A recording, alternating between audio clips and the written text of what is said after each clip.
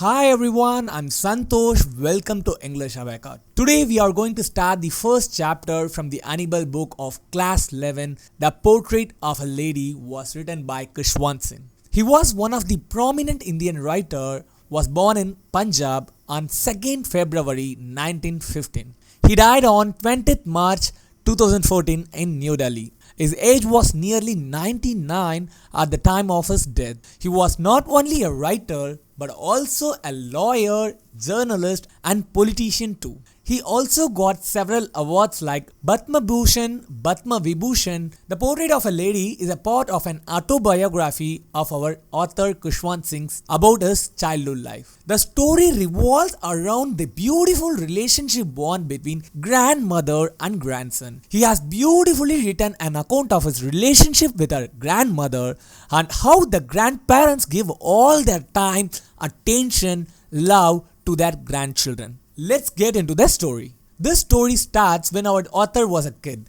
Khushwant Singh portrayed her grandmother how she is. He recalls her grandmother as short, healthy and slightly bent. Her hairs were silver in color and with a wrinkled face. She used to walk around the whole house in white clothes. She kept her one hand resting on her waist and the other hand was telling the beads of her rosary. Her lips constantly moved. She always prayed to herself. And our author is telling that it's hard to believe that once she had been young and pretty because she looks the same for the last 20 years. He talks about growing up in the village with his grandmother. The relationship between both of them are like good friends. She used to wake him up in the morning and get him ready for school, prepare the breakfast, and also she carries some chapatis for village dogs. Grandmother used to drop him at school because the school was attached near to the temple. While the children learned the alphabet, at that time she sat inside the temple and read the holy text. She would walk back home with him. On their way back to home, give the stale chapatis to the street dogs. The life in the village with his grandmother gone happily. A turning point came in their relationship when his parents called both to the city. In the village, the narrator and his grandmother shared the same room. But in the city, everything changed. Now, grandmother don't go to drop him in his school because now he is going on a school bus. When Arthur studied in the village, at that time his grandmother used to help him with his homework. But now the subject like English, physics, mathematics that the grandmother could not understand at all.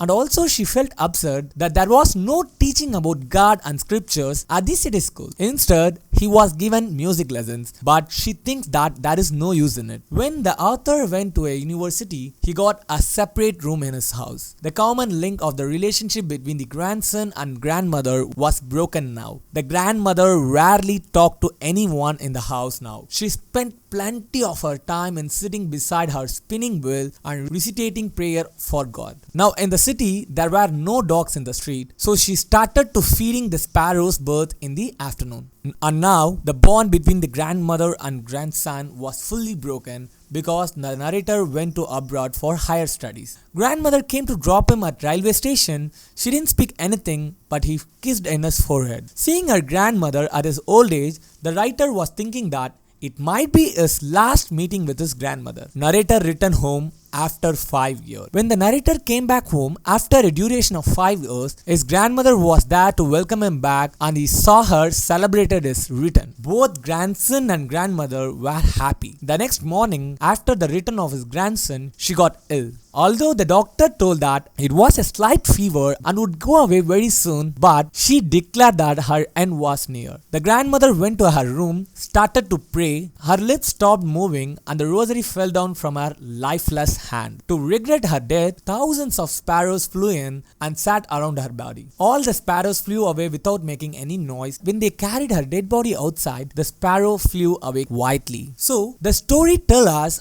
how beautiful a relationship can become between a grandson and his grandmother. Hope you have understand the story well. So in the next video, I will come with a new lesson. If you think this video is useful, don't forget to subscribe to our channel. Thanks for watching this video. Have a nice day.